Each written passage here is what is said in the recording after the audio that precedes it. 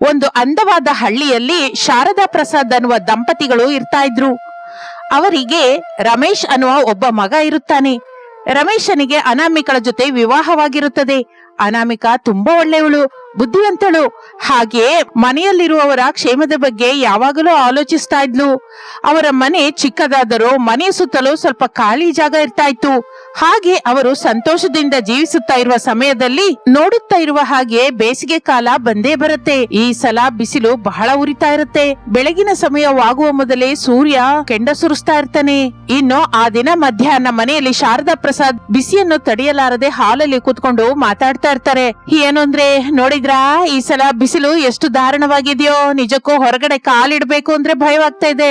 ಮನೆಯಲ್ಲಿ ಇರ್ತಾ ಇದ್ರು ಕೂಡ ಮೈಯೆಲ್ಲ ಬೆವರು ಸುರಿತಾ ಇದೆ. ಹೌದು ಶಾರದಾ, ನನ್ನ ಚಿಕ್ಕಂದಿನಿಂದ ನಾನು ಯಾವತ್ತೂ ಇಷ್ಟು ಘೋರವಾದ ಬಿಸಿಲೇ ನೋಡಿಲ್ಲ. ಮನೆಯಲ್ಲಿ ಫ್ಯಾನ್ ತಿರುಗ್ತಾ ಇದ್ರು ಕೂಡ ಆ ಗಾಳಿ ಎಲ್ಲ ಬಿಸಿಯಾಗಿ ಬರ್ತಾ ಇದೆ. ನಿಜಕ್ಕೂ ಬಿಸಿನ ತಡ್ಕೊಂಡು ನಾವು ಹೇಗೆ ಬದುಕ್ತಿವ ಏನೋ ಅಂತ ಅರ್ಥವಾಗ್ತಿಲ್ಲ. ಆಗಲೇ ರಮೇಶ್ ಹೊರಗಿನಿಂದ ಬರುತ್ತಾ, ಅಮ್ಮ ಕುಡಿಯೋಕ್ ನೀರ್ ಕೊಡಮ್ಮ. ನಿಜಕ್ಕೂ ಹೊರಗಡೆ ನಿಲ್ಲೋಕೆ ಆಗ್ತಾ ಇಲ್ಲ. ಬಿಸಿ ಗಾಳಿ ಪ್ರಾಣ ತೆಗಿತಾ ಇದೆ. ನಾನು ಕೆಲಸ ಮಾಡೋ ಜಾಗದಲ್ಲಿ ನೆರಳು ಕೂಡ ಇಲ್ಲ. ಬರುವವರೆಗೆ ನನಗೆ ತಲೆ ತಿರುಗೋ ಹಾಗಾಗ್ತಾ ಇದೆ ಅಮ್ಮ. ಅಯ್ಯಯ್ಯೋ, ಕೂತ್ಕೊ ಮಗನೇ. ಅನಾಮಿಕಾ, ಅನಾಮಿಕಾ, ಬೇಗ ನಿಮ್ ಬಾವಂಗೆ ಸ್ವಲ್ಪ ಆ ತಣ್ಣನೆ ನೀರ್ ತಗೊಂಬಮ್ಮ. ಹೋಗಿ ಬಿಸಿಲಲ್ಲಿ ಬಂದಿದ್ದಾನೆ, ಪಾಪ ಬಾಡಿ ಹೋಗಿದ್ದಾನೆ. ತಗೊಳ್ಳಿ, ನೀರ್ ಕುಡೀರಿ. ಈ ದಿನ ಬಿಸಿಲು ತುಂಬಾನೇ ಹೆಚ್ಚಾಗಿದೆ ಅತ್ತೆ. ನಾನು ಅಡಿಗೆ ಮನೆಯಲ್ಲಿ ಅಡಿಗೆ ಮಾಡ್ತಾ ಇದ್ರೆ ಒಲೆ ಬಿಸಿಗಿಂತ ಹೊರಗಿಂದ ಬರುವ ಬಿಸಿ ಗಾಳಿಗೆ ನನ್ನನ್ನ ಬೇಯಿಸಿ ಹಾಕ್ದಂಗಿದೆ. ಅಡುಗೆ ಮನೆಯಲ್ಲಿ ಇನ್ನು ಎಷ್ಟು ಕಷ್ಟವಾಗಿರುತ್ತೋ ನಮಗೆ ಗೊತ್ತಮ್ಮ. ನೀನು ತುಂಬಾ ಕಷ್ಟಪಡ್ತಾ ಇದೀಯಾ.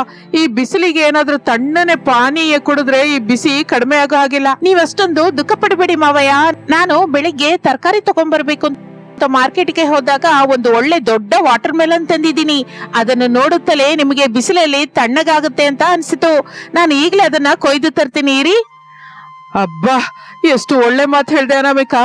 ಈಗ ವಾಟರ್ ಮೆಲನ್ ತಿಂತಾ ಇದ್ರೆ ಪ್ರಾಣ ಎದ್ದು ಬರುತ್ತೆ. ಬೇಗ ತಗೊಂಬ. ಹಾಗೆ ಅನ್ನುತ್ತಲೇ ಅನಾಮಿಕಾ ಅಡಿಗೆ ಮನೆಯೊಳಗೆ ಹೋಗಿ ಒಳಗಡೆಗೆ ಕೆಂಪಗೆ ಸಿಹಿಯಾಗಿರುವ ಆ ದೊಡ್ಡ ವಾಟರ್ ಮೆಲನ್ ಅನ್ನು ಕೊಯ್ದು ಚೂರಾಗಿ ಮಾಡಿ ಪ್ಲೇಟ್ ಅಲ್ಲಿ ಇಟ್ಕೊಂಡು ಹಾಲ್ಗೆ ಬರ್ತಾಳೆ. ಎಲ್ಲರೂ ಆ ವಾಟರ್ ಮೆಲನ್ ಚೂರನ್ನು ನೋಡಿ ಬಹಳ ಸಂತೋಷಿಸುತ್ತಾರೆ. ತಗೊಳ್ಳಿ ಅತ್ತೆ, ಇದನ್ನ ನೀವು ತಗೊಳ್ಳಿ. ಮಾವಯ್ಯ, ಇದು ನಿಮಗೆ, ನೀವು ಕೂಡ ತಗೊಳ್ರಿ. ಆಹಾ, ಎಷ್ಟು ತಣ್ಣಗೆ ಸಿಹಿಯಾಗಿದೆ ಅನಾಮಿಕಾ. ನಿಜಕ್ಕೂ ಬಿಸಿಲಿಗೆ ಇದು ಅಮೃತದ ಹಾಗಿದೆ. ನನ್ನ ಪ್ರಾಣವೆಲ್ಲ ತಣ್ಣಗಾಯ್ತು ಅಂದ್ಕೋ. ಹೌದು ಶಾರದಾ, ನೀನ್ ಅಂದಿದ್ದು ನಿಜಾನೇ. ಎಷ್ಟು ಬಿಸಿಲಿನಲ್ಲಿದ್ರು ಈ ವಾಟರ್ ಮೆಲನ್ ಚೂರು ಬಾಯಲ್ಲಿ ಇಟ್ಕೊಳ್ತಾನೆ. ಆ ದುಃಖವೆಲ್ಲ ಮರ್ತು ಹೋಗೋ ಹಾಗೆ ಮಾಡ್ತು. ಅನಾಮಿಕಾ, ನೀನು ಸರಿಯಾದ ಸಮಯಕ್ಕೆ ಸರಿಯಾದ ಹಣ್ಣು ತಂದಿದೀಯಮ್ಮ. ನನಗೆ ಈ ಚೂರುಗಳು ತಿಂದ್ರು ಕೂಡ ಇನ್ನೂ ಏನೋ ಕುಡಿಬೇಕು ಅನ್ನಿಸ್ತಾ ಇದೆ. ಅನಾಮಿಕಾ, ಇನ್ನೂ ಕೆಲವು ಚೂರಿದ್ರೆ ಜ್ಯೂಸ್ ಮಾಡಿ ತರ್ತೀಯಾ? ತಪ್ಪದಿರಿ, ನಾನು ಈಗಲೇ ಜ್ಯೂಸ್ ಮಾಡ್ಕೊಂಡು ತಗೊಂಡ್ಬರ್ತೀನಿ ಎಂದು ಅನಾಮಿಕಾ ಮಿಕ್ಕ ಚೂರನ್ನು ತೆಗೆದುಕೊಂಡು ಹೋಗಿ ಮಿಕ್ಸಿಯಲ್ಲಿ ಹಾಕಿ ಒಳ್ಳೆ ತಣ್ಣನೆಯ ಜ್ಯೂಸ್ ತಯಾರು ಮಾಡಿ ಎಲ್ಲರಿಗೂ ಕೊಡುತ್ತಾಳೆ. ಎಲ್ಲರೂ ಆ ಜ್ಯೂಸ್ ಅನ್ನು ಕುಡಿದು ಬಹಳ ರಿಲೀಫ್ ಆಗಿ ಫೀಲ್ ಆಗ್ತಾರೆ. ಅನಾಮಿಕಾ, ಈ ಜ್ಯೂಸ್ ಕುಡಿತಾ ಇದ್ರೆ ನನಗೆ ಸ್ವರ್ಗದಲ್ಲಿರೋ ಹಾಗಿದೆಯೇ. ನಿಜಕ್ಕೂ ಈ ವಾಟರ್ ಮೆಲನ್ ಇಲ್ದೇ ಇದ್ರೆ ಈ ದಿನ ಈ ಬಿಸಿ ಗಾಳಿ ನಮ್ಗೆ ಹುಚ್ಚಿಡಿಸ್ತಾ ಇತ್ತು. ನಿಜಾನೇ. ಈ ಕಲ್ಲಂಗಡಿ ಹಣ್ಣಿನಲ್ಲಿರುವ ನೀರಿನ ಅಂಶದಿಂದ ನಮ್ ಬಾಡಿ ಕೂಡ ತಣ್ಣಗಿರುತ್ತೆ. ತುಂಬಾ ಚೆನ್ನಾಗಿ ಮಾಡಿದೆ ಅನಾಮಿಕಾ. ಹಾಗೆ ಎಲ್ಲರೂ ಸಂತೋಷದಿಂದ ಕಲ್ಲಂಗಡಿ ಹಣ್ಣು ತಿನ್ನುತ್ತಾ ಜ್ಯೂಸ್ ಕುಡಿತಾ ಕುತ್ಕೋತಾರೆ. ಆಗ ಅನಾಮಿಕಾ ಪ್ಲೇಟ್ ಅಲ್ಲಿ ಮಿಕ್ಕ ವಾಟರ್ ಮೆಲನ್ ಬೀಜಗಳನ್ನು ಮನೆಯ ಹೊರಗೆ ಸುತ್ತಲೂ ಇರುವ ಖಾಲಿ ಜಾಗವನ್ನು ಮತ್ತೆ ಮತ್ತೆ ನೋಡುತ್ತಾಳೆ. ಆಕೆ ಮನಸ್ಸಿನಲ್ಲಿ ಒಂದು ಅದ್ಭುತವಾದ ಆಲೋಚನೆ ಬರುತ್ತೆ. ಅತ್ತೆ, ಮಾವಯ್ಯ, ನನ್ಗೊಂದು ಆಲೋಚನೆ ಬಂದಿದೆ. ಏನಾಯ್ತಮ್ಮ? ಏನ್ ಆಲೋಚಿಸ್ತಾ ಇದೀಯಾ? ಅದೇನಿಲ್ಲ ಅತ್ತೆ, ನಾವು ವಾಟರ್ ಮೆಲನ್ ತಿನ್ನುತ್ತಾ ಎಷ್ಟು ಆನಂದಿಸ್ತಾ ಇದೀವ ನೋಡಿದ್ರಲ್ಲ. ನಮ್ಮ ಮನೆ ಸುತ್ತಲೂ ಬಹಳ ಖಾಲಿ ಜಾಗ ಇದೆಯಲ್ಲ, ಈ ಬೀಜಗಳನ್ನು ನಾವು ಏನಕ್ಕೆ ನಮ್ಮ ಜಾಗದಲ್ಲಿ ನಾಟಿ ಹಣ್ಣು ಬೆಳೆಸಬಾರ್ದು? ಕಲ್ಲಂಗಡಿ ಹಣ್ಣು ಬೆಳೆಸೋದ? ಅದು ನಮ್ಮಿಂದ ಆಗತ್ತಮ್ಮ. ಅದಕ್ಕೆ ತುಂಬಾ ಜಾಗ ಬೇಕು. ಬಳ್ಳಿಗಳು ಹರಿಯೋದಕ್ಕೆ ಜಾಗ ಬೇಕು. ಹೌದು ಅನಾಮಿಕಾ, ಅಪ್ಪ ಹೇಳಿದ್ದು ನಿಜ. ನಾವೇನು ವ್ಯವಸಾಯದಾರರಲ್ವಲ್ಲ. ಅವೆಲ್ಲ ನಮ್ಮ ಮನೆಯಲ್ಲಿ ಬೆಳೆಯಲ್ಲೋ ಏನೋ. ಇಲ್ಲ ರೀ, ನಾನು ಪೇಪರ್ ಅಲ್ಲಿ ಟಿವಿಲಿ ಕೂಡ ನೋಡಿದ್ದೀನಿ. ಮನೆ ಹತ್ರ ಖಾಲಿ ಜಾಗದಲ್ಲಿ ಕೂಡ ನಾವು ಬಹಳ ಸುಲಭವಾಗಿ ವಾಟರ್ ಮೆಲನ್ ಬೆಳ್ಳಿನ ಬೆಳೆಸ್ಕೋಬಹುದು. ನಮ್ಮ ಮನೆ ಸುತ್ತ ಇರುವ ಖಾಲಿ ಜಾಗದಲ್ಲಿ ಬೀಜಗಳನ್ನು ಇಟ್ವಿ ಅನ್ಕೊಳ್ರಿ, ಅದು ಬೆಳ್ಳಿಯಾಗಿ ಹಬ್ಬಿ ನಮ್ಮ ಮನೆಯನ್ನೆಲ್ಲ ಸುತ್ತ ಬಿಡುತ್ತೆ. ಮನೆಯೆಲ್ಲ ಸುತ್ತದ ಅಂದ್ರೆ ನಮ್ಮ ಮನೆ ಮೇಲೆ ಕೂಡನಾ? ಹೌದು ಅತ್ತೆ, ನಾವು ಆ ಬಳ್ಳಿಗಳನ್ನ ನಮ್ಮ ಮನೆ ಸುತ್ತ ಇರುವ ಗೋಡೆಗಳ ಮೂಲಕ ಮನೆ ಮೇಲಕ್ಕೆ ಹಬ್ಬುವ ಹಾಗೆ ಮಾಡಬಹುದು. ಆಗ ಈ ಬಳ್ಳಿಗಳು ಒಂದು ದೊಡ್ಡ ಗ್ರೀನ್ ಕವರ್ ಹಾಗೆ ಒಂದು ಮನೆ ಹಾಗೆ ಬದಲಾಗಿ ಹೋಗುತ್ತೆ. ಆಹಾ, ಕೇಳೋದಕ್ಕಂತೂ ತುಂಬಾ ಆಸಕ್ತಿಕರವಾಗಿದೆ ಅಮ್ಮ. ಬಳ್ಳಿಗಳು ಮನೆ ಮೇಲೆ ಹಬ್ಕೊಂಡಿದ್ರೆ ನಿಜವಾಗಿ ಸೂರ್ಯನ ಬೆಳಕು ನಮ್ಮ ಮನೆಗೆ ಬೀಳಲ್ವಲ್ಲ? ಅರೆ ಹೌದು, ಹಸಿರಾಗಿ ಬಳ್ಳಿಗಳು ಮನೆ ಸುತ್ತ ಹಬ್ಕೊಂಡಿದ್ರೆ ಒಳಗಡೆ ಮನೆ ತುಂಬಾ ತಣ್ಣಗಿರುತ್ತೆ. ಇದು ಒಳ್ಳೆ ಐಡಿಯಾನೇ ಅನಾಮಿಕಾ. ನಂಗ್ ಕೂಡ ಈ ಆಲೋಚನೆ ತುಂಬಾ ಚೆನ್ನಾಗಿ ಹಿಡಿಸಿದೆಮ್ಮ. ಒಂದ್ ಕಡೆ ಮನೆನೂ ತಣ್ಣಗಿರುತ್ತೆ, ಇನ್ನೊಂದ್ ಕಡೆ ನಮಗೆ ತಿನ್ನೋದಿಕ್ಕೆ ದಿನವೂ ಸಿಹಿಯಾದ ವಾಟರ್ ಮೆಲನ್ಸು ಸಿಕ್ಕತ್ತೆ. ತಪ್ಪದೇ ನಾವು ಕೆಲಸ ಮಾಡೋಣ. ನಿಜವಾಗಿ ನಾತೆ, ನೀವೆಲ್ಲರೂ ಒಪ್ಕೋತಾ ಇದ್ದೀರಾ? ತಪ್ಪದೆ ಅಮ್ಮ. ಈ ದಿನವೇ ನಾವು ನಮ್ಮನೆ ಖಾಲಿ ಜಾಗದಲ್ಲಿ ನೀರಿನ ವಸತಿ ನೋಡ್ಕೊಂಡು ಆ ಬೀಜಗಳನ್ನು ನೆಡೋದಕ್ಕೆ ಶುರು ಮಾಡೋಣ. ನಾನು ರಮೇಶು ನಿನ್ನ ಜೊತೆಯಾಗಿರ್ತೀವಿ. ನಾನು ಮಣ್ಣನ್ನು ಒಗೆದು ಬೀಜಗಳನ್ನು ನೆಡುವ ಹಾಗೆ ಪಾತಿ ಮಾಡ್ತೀನಿ. ನಾವೆಲ್ಲರೂ ಸೇರಿ ನಮ್ಮ ಮನೆಯನ್ನು ಒಂದು ವಾಟರ್ ಮೆಲನ್ ಮನೆ ಹಾಗೆ ಮಾಡೋಣ. ಹಾಗೆ ಅವರ ಆಲೋಚನೆ ಒಂದು ಹೊಸ ಉತ್ಸಾಹವನ್ನು ಕೊಡುತ್ತದೆ. ಎಲ್ಲರೂ ಒಪ್ಪಿಕೊಂಡ ನಂತರ ಆ ಸಾಯಂಕಾಲದಿಂದ ಅವರು ಕೆಲಸ ಶುರು ಮಾಡುತ್ತಾರೆ. ರಮೇಶ್, ಪ್ರಸಾದ್ ಇಬ್ಬರು ಸೇರಿ ಮನೆ ಸುತ್ತ ಇರುವ ಖಾಲಿ ಜಾಗದಲ್ಲಿ ಮಣ್ಣನ್ನು ಬಹಳ ಅಗೆದು ಗೊಬ್ಬರವನ್ನು ಸಿದ್ಧ ಮಾಡುತ್ತಾರೆ. ಅನಾಮಿಕಾ ವಾಟರ್ ಮೆಲನ್ ಬೀಜಗಳನ್ನು ಜಾಗೃತಿಯಾಗಿ ಬಿಸಿಲಲ್ಲಿಟ್ಟು ಆ ಮಣ್ಣಿನಲ್ಲಿ ನಾಟುತ್ತಾಳೆ. ಇನ್ನು ಶಾರದಾ ದಿನವೂ ಬೆಳಿಗ್ಗೆ ಸಾಯಂಕಾಲ ಅವಕ್ಕೆ ನೀರು ಹಾಕುವ ಜವಾಬ್ದಾರಿ ತಗೋತಾಳೆ. ಏನು ಅಂದ್ರೆ ನೋಡಿದ್ರ, ನಾವು ನಾಟಿದ ಬೀಜಗಳಿಂದ ಚಿಕ್ಕ ಚಿಕ್ಕ ಎಲೆಗಳು ಹೊರಗ್ ಬರ್ತಾ ಇದೆ. ಎಷ್ಟು ಮುದ್ದಾಗಿದೆ ಅಲ್ವೇನ್ರಿ? ಹೌದು ಶಾರದಾ, ಬಹಳ ಬೇಗನೆ ಬೆಳೀತಾ ಇದೆ ಕೂಡ. ಮಣ್ಣು ಒಳ್ಳೇದಾಗಿದ್ರಿಂದ ಅನಾಮಿಕಾ ಹೇಳಿದ ಐಡಿಯಾ ತುಂಬಾ ಚೆನ್ನಾಗಿ ಕೆಲಸ ಮಾಡ್ತಾ ಇದೆ. ಅತ್ತೆ, ಬಳ್ಳಿಗಳು ಬೆಳಿತಾ ಇದೆ. ಈಗ ನಾವು ಅವಕ್ಕೆ ಸಪೋರ್ಟ್ ಕೊಡ್ಬೇಕು. ರಮೇಶ್ ಅವರೇ, ನೀವು ಸ್ವಲ್ಪ ಕೋಲುಗಳು ತರ್ತೀರಾ? ಆ ಬಳ್ಳಿಗಳನ್ನ ಗೋಡೆ ಮೇಲಿಂದ ಮನೆ ಮೇಲಕ್ಕೆ ಹೋಗೋ ಹಾಗೆ ನಾವು ಕಟ್ಟೋಣ. ಈಗ್ಲೇ ತರ್ತೀನಿ ಅನಾಮಿಕಾ. ನಾವು ಆ ಕೋಲುಗಳು, ಹಗ್ಗಗಳಿಂದ ಬಳ್ಳಿಗಳು ಹಬ್ಬುವ ಹಾಗೆ ಒಂದು ಸ್ಟ್ರಕ್ಚರ್ ಅನ್ನ ರೆಡಿ ಮಾಡೋಣ. ಹಾಗೆ ಹೇಳಿ ರಮೇಶ್ ಬೇಗನೆ ಹೋಗಿ ಕೋಲು ಹಗ್ಗಗಳನ್ನು ತಂದು ಮನೆಯ ಸುತ್ತಲೂ ಒಂದು ಚಪ್ಪರದ ಹಾಗೆ ತಯಾರಿ ಮಾಡ್ತಾನೆ. ಅನಾಮಿಕಾ, ರಮೇಶ್ ಇಬ್ಬರು ಸೇರಿ ಬೆಳೆಸುತ್ತಾ ಇರುವ ಬಳ್ಳಿಗಳನ್ನು ನಿಧಾನವಾಗಿ ಗೋಡೆಯ ಮೇಲಿಂದ ಮನೆ ಮೇಲಿನವರೆಗೂ ಹಬ್ಬಿಸುತ್ತಾರೆ. ದಿನ ಕಳೆಯುತ್ತಿದ್ದ ಹಾಗೆ ಈ ಸಲ ಬಿಸಿಲು ಇನ್ನೂ ಹೆಚ್ಚಾಗಿ ವಿಪರೀತವಾಗುತ್ತದೆ. ಆದ್ರೆ ಅವರ ಮನೆಯಲ್ಲಿ ಮಾತ್ರ ಒಂದು ವಿಚಿತ್ರವಾದ ಬದಲಾವಣೆ ಆಗುತ್ತದೆ. ಆ ವಾಟರ್ ಮೆಲನ್ ಬಳ್ಳಿಗಳು ಅವರ ಮನೆಯನ್ನು ಸುತ್ತಲೂ ಆವರಿಸಿರುತ್ತದೆ. ಹಚ್ಚನೆಯ ಎಲೆಗಳು, ದೊಡ್ಡ ದೊಡ್ಡ ಹೂಗಳು ಅವರ ಮನೆಯನ್ನು ಒಂದು ಅಂದವಾದ ಹಸಿರು ಮನೆಯಾಗಿ ಬದಲಾಯಿಸಿರುತ್ತದೆ. ಅನಾಮಿಕಾ, ಹೊರಗ್ ಬಂದು ನೋಡಮ್ಮ, ಬಳ್ಳಿಗಳಿಗೆ ದೊಡ್ಡ ದೊಡ್ಡ ಹೂ ಬಂದಿದೆ.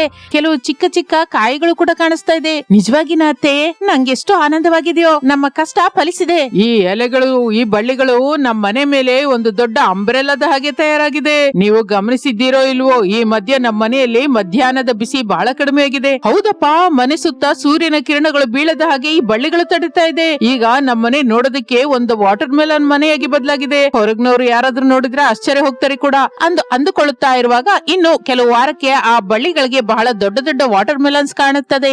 ಮನೆ ಗೋಡೆ ಮೇಲೆ, ರೂಫ್ ಮೇಲೆ ಎಲ್ಲಿ ನೋಡಿದರೂ ಕೂಡ ಹಸಿರಾಗಿ ಗುಂಡಗಿ ಇರುವ ವಾಟರ್ ಮೆಲನ್ಸ್ ತೇಲಾಡುತ್ತಾ ನೋಡೋದಕ್ಕೆ ಎರಡು ಕಣ್ಣುಗಳು ಸಾಲದು ಅನ್ನೋ ಹಾಗೆ ಅಂದವಾಗಿ ತಯಾರಾಗುತ್ತೆ. ಬಿಸಿಲು ಹೊರಗೆ ಸುಡ್ತಾ ಇದ್ರು ಕೂಡ ಅವರ ಮನೆಯೊಳಗೆ ಮಾತ್ರ ಬಹಳ ತಣ್ಣಗೆ ಇರುತ್ತದೆ. ಒಂದು ದಿನ ಮಧ್ಯಾಹ್ನ ಎಲ್ಲರೂ ಸೇರಿ ಹಾಲಲ್ಲಿ ಕೂತಿರ್ತಾರೆ. ಅಮ್ಮೋ, ಹೊರಗಡೆ ಬಿಸಿಲು ನೋಡ್ತಾ ಇದ್ರೆ ಕಣ್ಣು ಉರಿದೋಗುತ್ತೆ. ನಮ್ಮ ಮನೆಯಲ್ಲಿ ಮಾತ್ರ ಎಷ್ಟು ತಣ್ಣಗಿದೆಯೋ. ನಿಜಕ್ಕೂ ಫ್ಯಾನ್ ಹಾಕದೆ ಕೂಡ ಪ್ರಶಾಂತವಾಗಿದೆ. ಇದೆಲ್ಲ ನಮ್ಮ ಸೊಸೆ ಅನಾಮಿಕಳ ಆಲೋಚನೆಯಿಂದ ನಡೆದಿದೆ ಶಾರದಾ. ಆ ದಿನ ನಮ್ಮ ಆಲೋಚನೆಯಿಂದ ಈಗ ನಾವು ಈ ಬಿಸಿಲಿನಿಂದ ಬದುಕಿ ಹೋಗಿದ್ದೀವಿ. ಹೌದು ಅನಾಮಿಕಾ, ನಿಂಗೆ ತುಂಬಾ ಥ್ಯಾಂಕ್ಸ್. ನಿನ್ನಿಂದ ನಮ್ಮ ಮನೆಗೆ ಹೊಸ ರೂಪ ಬಂತು. ಈ ಹಸಿರು, ಈ ತಂಪು ನನಗೆ ಬಹಳ ಆಸ್ವಾದಿಸುವ ಬುದ್ಧಿ ಬರ್ತಾ ಇದೆ. ಇದರಲ್ಲಿ ನನ್ನ ದೊಡ್ಡತನ ಏನೂ ಇಲ್ಲ ರೀ. ನಾವೆಲ್ಲರೂ ಸೇರಿ ಕಷ್ಟಪಟ್ಟಿದ್ದೀವಿ. ನೀವು ಮಾವಯ್ಯ ಬಹಳ ಶ್ರಮ ಪಟ್ಟಿದ್ದೀರಾ. ಮಣ್ಣು ಅಗೆದಿದ್ದೀರಾ, ಬಳ್ಳಿಗಳನ್ನು ಹಬ್ಸಿದ್ದೀರಾ. ಅತ್ತೆ ದಿನಾನು ಬಳ್ಳಿಗಳನ್ನು ಕಣ್ಣಿನ ಹತ್ರ ಇಟ್ಕೊಂಡು ನೋಡಿದ್ದಾರೆ. ಇದೆಲ್ಲ ನಮ್ಮೆಲ್ಲರ ಸಮಷ್ಟಿ ಕೃಷಿ. ಏನೇನಾದ್ರೂ ಆಗ್ಲಿ, ಈ ಐಡಿಯಾ ಮಾತ್ರ ನಿಂದೆ ಅಲ್ವಮ್ಮ. ಸರಿ ಹೋಗ್ಲಿ ರಮೇಶ್, ಮೇಲಿಂದ ಒಂದು ದೊಡ್ಡ ಕಲ್ಲಂಗಡಿ ಹಣ್ಣು ಕೊಯ್ಕೊಂಬ. ಈ ದಿನ ನಾವು ನಮ್ಮ ಸ್ವಂತ ಮನೆಯಲ್ಲಿ ಬೆಳೆದ ವಾಟರ್ ಮೆಲನ್ ರುಚಿ ನೋಡೋಣ. ಈಗ್ಲೇ ತರ್ತೀನಮ್ಮ. ಹಾಗೆ ಹೇಳಿ ರಮೇಶ್ ಹೋಗಿ ಒಂದು ದೊಡ್ಡ ವಾಟರ್ ಮೆಲನ್ ಕೊಯ್ದು ತರುತ್ತಾನೆ. ಅದನ್ನು ನೋಡುತ್ತಲೇ ಎಲ್ಲರ ಮುಖದಲ್ಲೂ ಒಂದು ವಿಜಯಗರ್ವ, ಆನಂದವೂ ಕಾಣಿಸುತ್ತೆ. ಅನಾಮಿಕಾ ಅದನ್ನು ಕೊಯ್ದು ಎಲ್ಲರಿಗೂ ಹಂಚುತ್ತಾಳೆ. ಆಹಾ, ಏನು ರುಚಿ, ಏನು ರುಚಿ. ನಿಜಕ್ಕೂ ಹೊರಗಡೆ ಮಾರ್ಕೆಟ್ ಅಲ್ಲಿ ಕೊಂಡ ವಾಟರ್ ಮೆಲನ್ ಕೂಡ ಇಷ್ಟು ಸಿಹಿಯಾಗಿಲ್ಲ. ನಮ್ಮ ಕೈಯಿಂದ ಬೆಳೆಸಿದ ಬೆಳೆ ಅಲ್ವಾ, ಆ ಪ್ರೇಮವೇ ರುಚಿಗೆ ಕಾರಣ. ಹೌದು ರೀ, ಎಷ್ಟು ಬಿಸಿಲಾದರೂ ನಮ್ಮ ಮನೆಯಲ್ಲಿ ಮಾತ್ರ ವಸಂತ ಕಾಲದ ಹಾಗಿದೆ. ಈ ತಣ್ಣನೆ ಮನೆಯಲ್ಲಿ ಈ ಸಿಹಿಯಾದ ಹಣ್ಣು ತಿಂತಾ ಇದ್ರೆ ಬಿಸಿಲು ಕಾಲ ಹೇಗೆ ಕಳೆಯುತ್ತೋ ಅಂತ ಗೊತ್ತೇ ಆಗ್ತಾ ಇಲ್ಲ. ನಾವು ಈಗ ದಿನವೂ ಒಂದು ಹಣ್ಣು ಕೊಯ್ಕೊಂಡು ಬೇಕಾದ ಹಾಗೆಲ್ಲ ಜ್ಯೂಸ್ ಮಾಡ್ಕೊಂಡು ಕುಡಿಬೋದತ್ತೆ. ಈ ವಾಟರ್ ಮೆಲನ್ ಇನ್ನೇ ನಮಗೆ ನಿದ್ದೆ ಹೋಗೋದಕ್ಕೆ, ತಂಪು ತಿನ್ನೋದಕ್ಕೆ ರುಚಿ ಎರಡು ಕೊಡ್ತಾ ಇದೆ. ನಿಜಕ್ಕೂ ಮನೆಯ ಸುತ್ತ ನೋಡಿದ್ರು ಎಲ್ಲಿ ನೋಡಿದ್ರೆ ಕಲ್ಲಂಗಡಿ ಹಣ್ಣೆ ಗೊತ್ತಾ. ನಮ್ಮ ಊರವರೆಲ್ಲರೂ ನಮ್ಮ ಮನೆ ನೋಡಿ ಎಷ್ಟು ಸಂತೋಷ ಪಡ್ತಾ ಇದ್ದಾರೋ. ಎಲ್ರು ಬಂದು ನನ್ ಕೇಳ್ತಾ ಇದ್ದಾರೆ, ಹೇಗೆ ಬೆಳೆಸಿದ್ದೀರಿ ಈ ಬಳ್ಳಿಗಳನ್ನ ಅಂತ. ಅವ್ರಿಗೆ ಕೂಡ ಹೇಳು, ಈ ಬಿಸಿಲಿನಲ್ಲಿ ಅವ್ರ ಮನೆ ಕೂಡ ಹೀಗೆ ಬಳ್ಳಿಗಳಿಂದ ಅಪ್ಪಿದ್ರೆ ಅವರ ಆರೋಗ್ಯಕ್ಕೆ ಮನಃಶಾಂತಿಯಾಗಿರುತ್ತೆ ಅಂತ. ಹೌದು, ನಾವು ಎಷ್ಟು ಸಂತೋಷವಾಗಿದ್ದೀವೋ ಅವರು ಕೂಡ ಹಾಗೆ ಇರ್ಬೇಕಲ್ವಾ. ಅನಾಮಿಕಾ, ನೀನು ಬಂದ ಮೇಲೆ ನಮ್ಮ ಮನೆಯಲ್ಲೇ ಅಂದ ಆನಂದ ಎರಡು ಹೆಚ್ಚಾಯ್ತು. ನೀವೆಲ್ಲ ನನ್ನನ್ನು ಎಷ್ಟೋ ಆಪ್ಯಾಯದಿಂದ ನೋಡ್ಕೋತಾ ಇದ್ದೀರಾ. ಅತ್ತೆ, ನಿಮ್ಮ ಪ್ರೇಮಕ್ಕೆ ಈ ಚಿಕ್ಕವಳ ಐಡಿಯಾ ಏನ್ ಸರಿ ಹೋಗುತ್ತೆ ಬಿಡಿ. ನಾವು ಇನ್ನು ಬಿಸಿಲು ಕಾಲವೆಲ್ಲವೂ ಈ ಮನೆಯೊಳಗೆ ಕೂತ್ಕೊಂಡು ಖುಷಿಯಾಗಿ ಕಳಿಬಹುದು. ಹಾಗೆ ಆ ಬಿಸಿಲು ಕಾಲವೆಲ್ಲ ಶಾರದಾ ಪ್ರಸಾದ್, ರಮೇಶ್, ಅನಾಮಿಕಾ ಅವರು ಸ್ವಯಂ ಆಗಿ ಬೆಳೆಸಿಕೊಂಡ ಆ ವಾಟರ್ ಮೆಲಾನ್ ಬಳ್ಳಿಗಳಿಂದ ಬೆಟ್ಟ ಆ ತಣ್ಣನೆಯ ಮನೆಯಲ್ಲಿ ದಣಿವು ತೀರಿಸ್ತಾ ಇರ್ತಾರೆ. ಹೊರಗಡೆ ಬಿಸಿಲು ಎಷ್ಟು ಹೆಚ್ಚಾಗಿದ್ದರೂ ಅವರ ಮನೆಯಲ್ಲಿ ಮಾತ್ರ ತಂಪಿನ ಜೊತೆಗೆ ಸೇರಿದ ಸಂತೋಷ, ಆನಂದ ತುಂಬಿರುತ್ತದೆ. ಆ ವಾಟರ್ ಮೆಲಾನ್ ಮನೆ ಅವರ ಕುಟುಂಬ ಪ್ರೇಮವನ್ನು, ಒಗ್ಗಟ್ಟಿನ ಕಷ್ಟವನ್ನು ನೆನಪಿಸುತ್ತಾ ಆ ಬಿಸಿಲು ಕಾಲವೆಲ್ಲ ಸುಖ ಸಂತೋಷದಿಂದ ಕಳೆಯುವ ಹಾಗೆ ಮಾಡುತ್ತದೆ. ಒಂದು ಚಿಕ್ಕ ಆಲೋಚನೆ ಎಲ್ಲರ ಸಹಕಾರದಿಂದ ಎಷ್ಟು ದೊಡ್ಡ ಪ್ರಶಾಂತತೆಯನ್ನು ಕೊಡುತ್ತೋ ಅವರ ಜೀವನದ ಮೂಲಕ ಎಲ್ರಿಗೂ ಅರ್ಥವಾಗುತ್ತೆ. ಇದು ಇಂದಿನ ಕತೆ. ಮತ್ತೊಂದು ಆಸಕ್ತಿಕರ ಕತೆ ಜೊತೆ ಮತ್ತೆ ಸೇರೋಣ. ಅಲ್ಲಿವರೆಗೂ ವಿರಾಮ. ನಮಸ್ತೆ.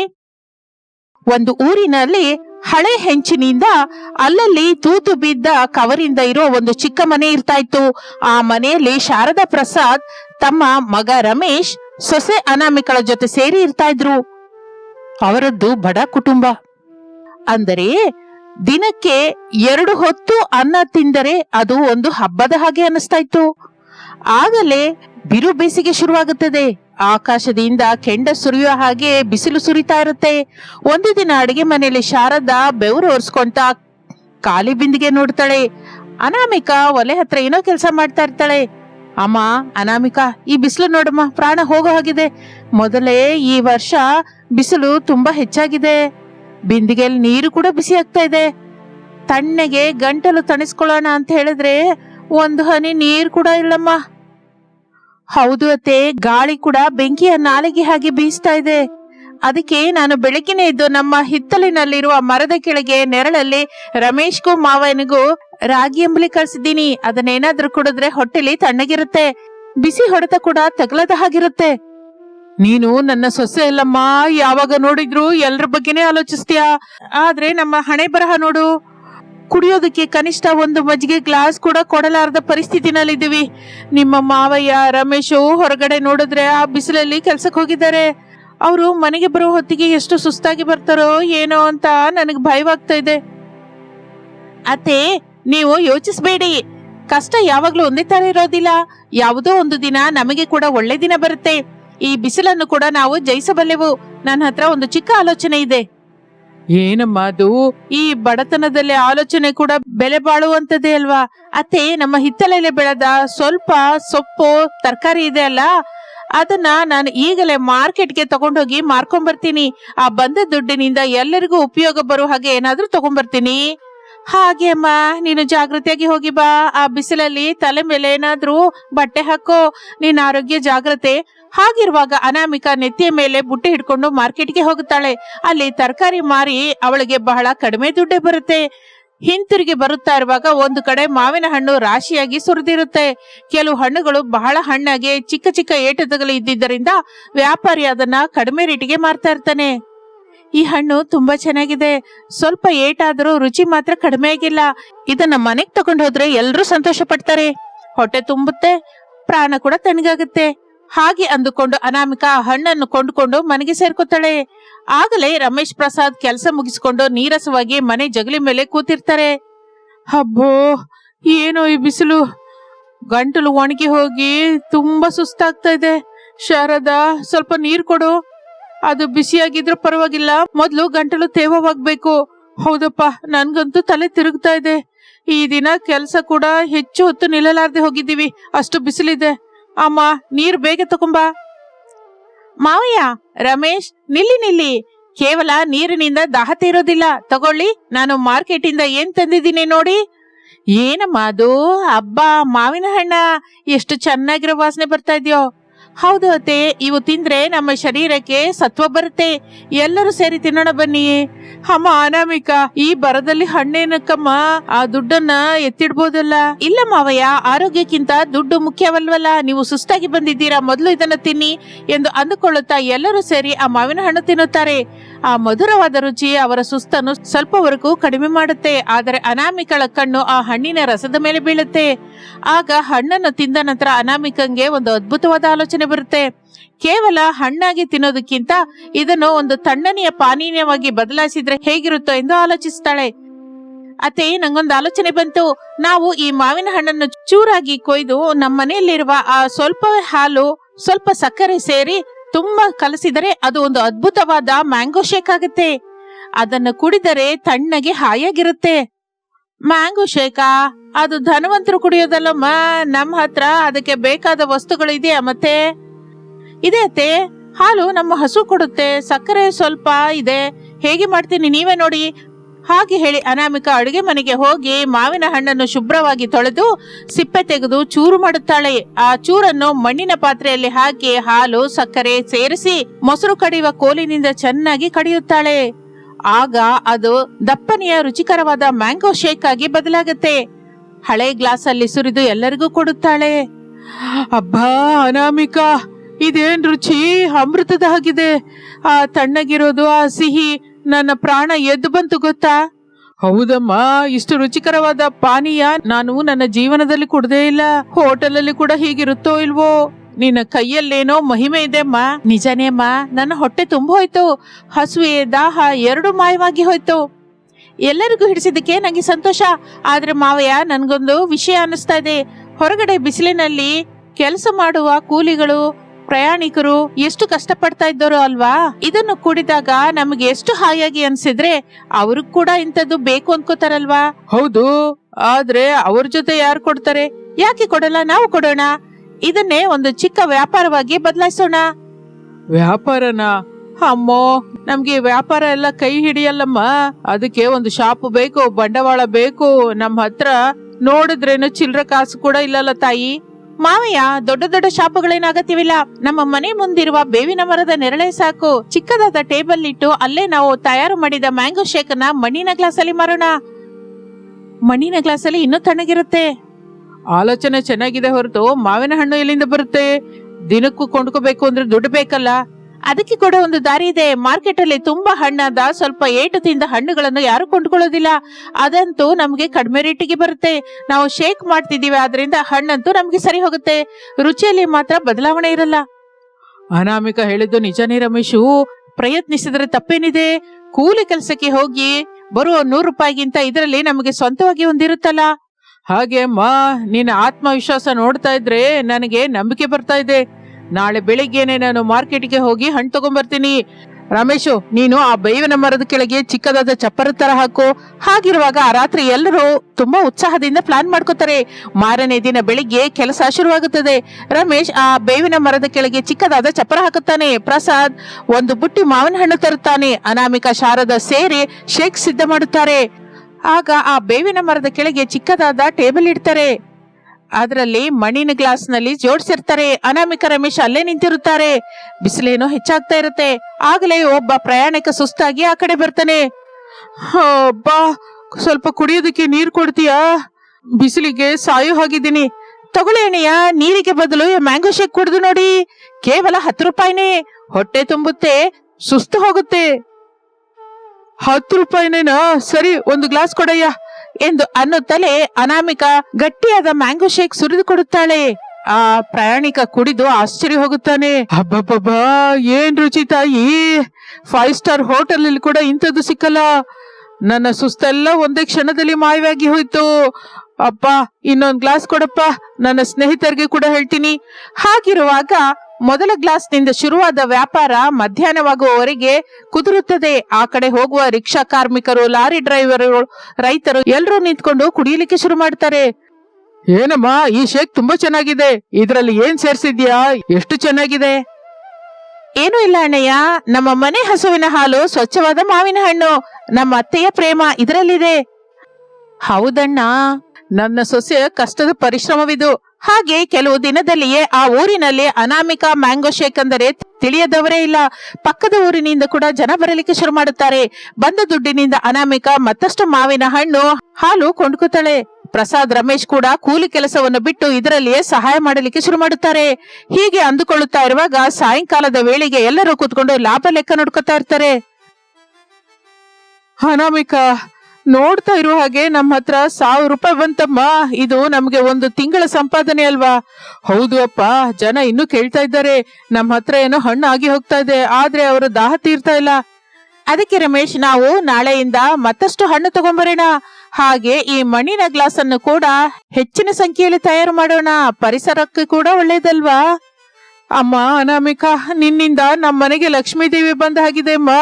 ಒಂದು ಕಾಲದಲ್ಲಿ ಒಂದು ಹೊತ್ತು ಅನ್ನಕ್ಕಾಗಿ ಬೇಡ್ಕೋತಾ ಇದ್ವಿ, ಈಗ ಎಲ್ಲರಿಗೂ ಅನ್ನ ಕೊಡುವ ಸ್ಥಾಯಿಗೆ ಬಂದಿದ್ದೀವಿ. ಅತ್ತೆ, ಇದು ನನ್ನಿಂದ ಒಬ್ಬಳಿಂದ ಅಲ್ವಲ್ಲ, ನೀವು ಕೂಡ ನನಗೆ ಸಹನೆಯಿಂದ ಸಹಾಯ ಮಾಡಿದ್ದೀರಿ. ಮಾವಯ್ಯ ಹಣ್ಣು ತಂದಿದ್ದಾರೆ, ರಮೇಶ್ ಏನೋ ಬಿಸಿಲಲ್ಲಿ ನಿಂತು ಮಾರಿದ್ದಾರೆ. ನಾವು ಜೊತೆಯಾಗಿದ್ದೀವಿ, ಆದ್ರಿಂದ ಈ ವಿಜಯ ಸಾಧಿಸಿದ್ದೀವಿ. ಹಾಗೆ ಅಂದುಕೊಳ್ಳುತ್ತಾ ಇರುವಾಗ ಬಿಸಿಲು ಕಾಲ ಮುಗಿಯ ವೇಳೆಗೆ ಅನಾಮಿಕಳ ಕುಟುಂಬ ಆರ್ಥಿಕವಾಗಿ ಬಹಳ ಬಲಪಡುತ್ತದೆ. ಹಳೆ ಹಂಚಿನ ಮನೆಯಲ್ಲಿ ಒಂದು ಚಿಕ್ಕ ಪಕ್ಕಾ ಮನೆ ಕಟ್ಟಿಕೊತಾರೆ ಅವರು. ಅನಾಮಿಕಾ ಆ ವ್ಯಾಪಾರವನ್ನು ಕೇವಲ ಮಾವಿನ ಹಣ್ಣಿಗೆ ಪರಿಮಿತಗೊಳಿಸದೆ ಇತರ ಸೀಸನಲ್ ಹಣ್ಣಿಂದ ಕೂಡ ಶೇಕ್ಸ್ ಮಾಡಲಿಕ್ಕೆ ಶುರು ಮಾಡುತ್ತಾಳೆ. ಅವರ ಕಷ್ಟಗಳು ಶಾಶ್ವತವಾಗಿ ತೊಲಗಿ ಹೋಗುತ್ತೆ. ಹಾಗೆ ಅವರ ಹೊಸ ಮನೆ ಜಗಲಿ ಮೇಲೆ ಎಲ್ಲರೂ ಸಂತೋಷದಿಂದ ಕೂತ್ಕೊಂಡು ಊಟ ಮಾಡ್ತಾ ಇರ್ತಾರೆ. ಅನಾಮಿಕಾ, ಈ ದಿನ ನನ್ನ ಮನಸ್ಸು ಎಷ್ಟೋ ಪ್ರಶಾಂತವಾಗಿದೆ ಅಮ್ಮ. ಯಾವ ಕಷ್ಟ ಬಂದರೂ ಎದುರಿಸುವ ಧೈರ್ಯ ನೀನು ನಮಗ್ ಕೊಟ್ಟಿದ್ಯಾ. ಹೌದಮ್ಮ ಅನಾಮಿಕಾ, ಕೇವಲ ನೀನು ನಮ್ಮ ಸೊಸೆಯಂದೇ ಅಲ್ಲ, ಈ ಮನೆಯ ಮಹಾಲಕ್ಷ್ಮಿ. ಒಂದು ಚಿಕ್ಕ ಮ್ಯಾಂಗೋ ಶೇಕು ನಮ್ಮ ಜೀವನವನ್ನೇ ಬದಲಾಯಿಸ್ತು ಅಂತ ಯಾರೂ ಊಹಿಸಲ್ಲ. ಅನಾಮಿಕಾ, ನಿನಗೆ ನನ್ನ ಧನ್ಯವಾದ. ನನ್ಗೊಂದು ಒಳ್ಳೆ ದಾರಿ ತೋರಿಸಿದ್ಯಾ. ಈಗ ನಾವು ಊರಿನಲ್ಲಿ ನಮ್ಮನ್ನ ಎಲ್ರೂ ಗೌರವದಿಂದ ನೋಡ್ತಾರೆ, ಗೊತ್ತಾ? ಮಾವಯ್ಯ, ಗೌರವ ಅನ್ನೋದು ನಮ್ಮ ಕಷ್ಟದಲ್ಲಿ ಇರುತ್ತದೆ. ನಾವು ಪ್ರಾಮಾಣಿಕವಾಗಿ ಕೆಲಸ ಮಾಡಿದ್ದೀವಿ, ಅದಕ್ಕೆ ದೇವರು ನಮ್ಮನ್ನು ಆಶೀರ್ವದಿಸಿದ್ದಾನೆ. ಬಡತನ ಅನ್ನೋದು ಒಂದು ಪರೀಕ್ಷೆ ಮಾತ್ರವೇ, ಅದನ್ನು ಬುದ್ಧಿವಂತಿಕೆಯಿಂದ ಕಷ್ಟಪಡುವ ಸ್ವಭಾವದಿಂದ ಜಯಿಸಬಹುದು. ನಿಜನೇ ಅಮ್ಮ, ಈಗ ನಮಗೆ ಯಾವ ತೊಂದರೆಯೂ ಇಲ್ಲ. ಎಲ್ರೂ ಜೊತೆಯಾಗಿದ್ದರೆ ಅದೇ ಸ್ವರ್ಗ. ಹಾಗೆ ಆ ಬಡ ಕುಟುಂಬ ಅನಾಮಿಕಳ ಬುದ್ಧಿವಂತಿಕೆ ಆಲೋಚನೆಯಿಂದ ಮತ್ತಷ್ಟು ಎಲ್ಲರ ಒಗ್ಗಟ್ಟಿನ ಕೃಷಿಯಿಂದ ಕಷ್ಟಗಳನ್ನ ಅತಿಕ್ರಮಿಸುತ್ತದೆ, ಸುಖ ಸಂತೋಷದಿಂದ ತುಂಬುತ್ತದೆ. ಆ ಊರಿನಲ್ಲಿ ಅನಾಮಿಕಾ ಒಂದು ಆದರ್ಶವಂತವಾದ ಸೊಸೆಯಾಗಿ ನಿಂತು ಬಿಡುತ್ತಾಳೆ. ಇದು ಇಂದಿನ ಕಥೆ. ಮತ್ತೊಂದು ಆಸಕ್ತಿಕರ ಕಥೆ ಜೊತೆ ಮತ್ತೆ ಸೇರೋಣ. ಅಲ್ಲಿಯವರೆಗೂ ವಿರಾಮ. ನಮಸ್ತೆ.